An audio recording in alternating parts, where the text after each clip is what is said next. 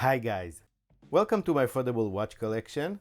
My name is Aviv, and today, for the first time in documented history, I think, we are going to take a look at a homage watch that exceeds the original watch it is made to look like.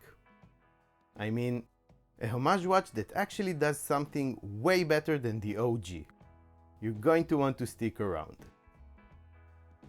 This is the San Martin SN0113, a clear homage of the Omega Railmaster that was released in 2017 as part of the limited edition 1957 trio, to celebrate 60 years since the launch of three watches that were going to become absolute icons: the Seamaster 300, the Speedmaster, and the Railmaster.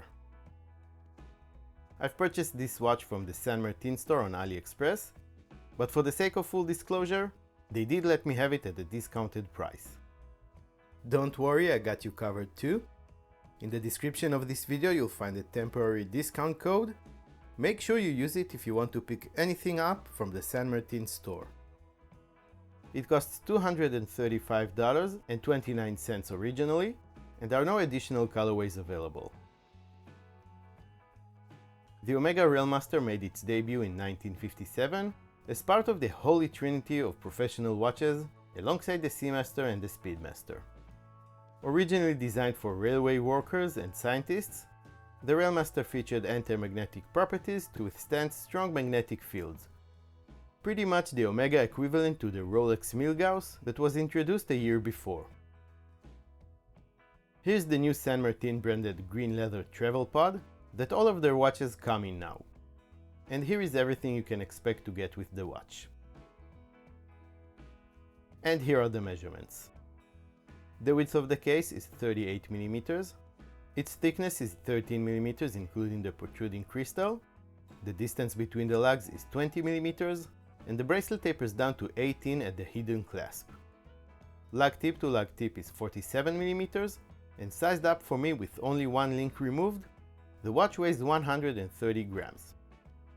Water resistance is 100 meters. The dial is just what you'd expect, a matte black dial with a white printed minute track, patina colored shark teeth hour markers, shorter at the 3, 6, 9 and 12, where we also find big and bold Arabic numerals. San Martin's hexagon logo is found below the 12 o'clock indicator, and the single word automatic is found above the 6. The hands are highly polished and faceted and are done very well. A broad arrow hour hand and a dolphin style minute hand, accompanied by a second hand that seems to be borrowed from the Omega Seamaster 300 heritage, with both a lollipop tip and a lollipop counterbalance. All hands feature warm colored lume on their centers to allow you to read the time after dark. There are no complications other than the three hands telling the time, and like I said many times before, this is my favorite configuration. The lume compound San Martin used to create this vintage effect is old radium superluminova. Being printed on, the hour markers won't last the whole night, but the lume on the hands is very good and should last for a few hours before fading out.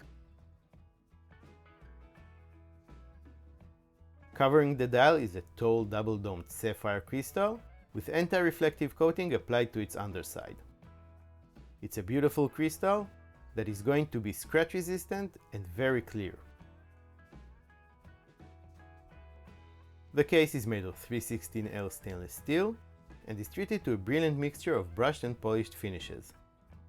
The fixed bezel is highly polished, while the tops of the lugs as well as the sides of the case are treated to a very nice brushed finish. It also features high polished chamfered edges running along the silhouette of the case.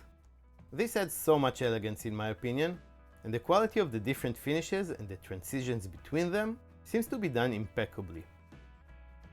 By brushing the case, San Martin fixed the main issue I had with the original watch it mimics, and that's the completely polished case it has. And they really did a good job.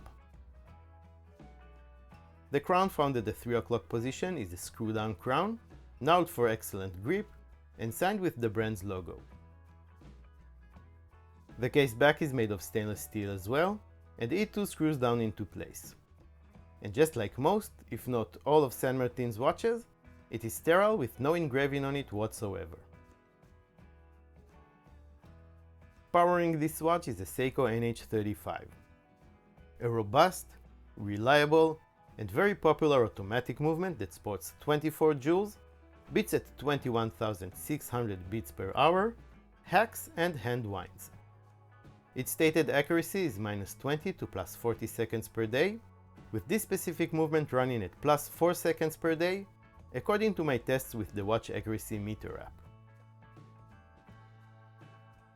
The SN0113 comes on a solid links, solid end links stainless steel bracelet. These are relatively short and flat links, held together with screws, 3 in each row. The wide center links are brushed, while the narrow outer links are highly polished. The end links have female center links, which is great, and while the links articulate nicely, they do tend to stick to each other occasionally. Some people on the Chinese watches subreddit even reported that they had real trouble trying to get the links back in place, though I didn't have that bad of an experience. The bracelet is equipped with a hidden butterfly deployant clasp. It's a really nice one, fully milled and very meticulously machined, with a double pusher security system. I've never seen San Martin use this type of clasp before. And even though I really like the clean look of a hidden clasp, it has a major shortcoming of having no micro adjustment system to help you get that fine tuning and that perfect fit for your wrist. Lucky for me, I did manage to get a comfortable fit on my 7-inch wrist. But that doesn't necessarily mean you would too. From what I've seen, it was very similar to the original Omega Railmaster 1957, as it has almost identical dimensions. That means that it kind of appears larger on wrist than the 38mm case diameter suggests, especially thanks to the relatively long lug-to-lug distance. It is surprisingly comfortable for a stainless steel sports watch, and that is thanks to the articulation of the short links. It really hugs the wrist very well. I did mention that I only had to take one link out when I adjusted the bracelet, and again, these are relatively short links, so bigger wrists will struggle to put this watch on, and very big wrists can just forget about it. That's a shame, and definitely something to keep in mind. If you do have a large wrist and you are really keen on getting this watch, you are going to have to wear it on something else. Luckily enough, this watch is a strap monster. It would look great on many different straps and has the most common lug width, so you are not short of options. Legibility is naturally very good, the hands pop against the black background of the dial, and with the assistance of the lume and the anti-reflective coating, you shouldn't have any problem reading the time in any lighting condition. Now for the pros and cons, and I think they are both very clear today.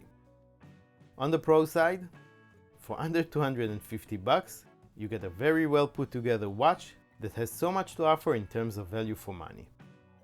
You get a very well finished stainless steel case, a beautiful domed sapphire crystal with AR coating, a workhorse automatic movement, a solid links bracelet with solid female end links, 100 meters of water resistance with a screw down crown and a screw down case back, a nice travel case with all the accessories, and 2 years of warranty.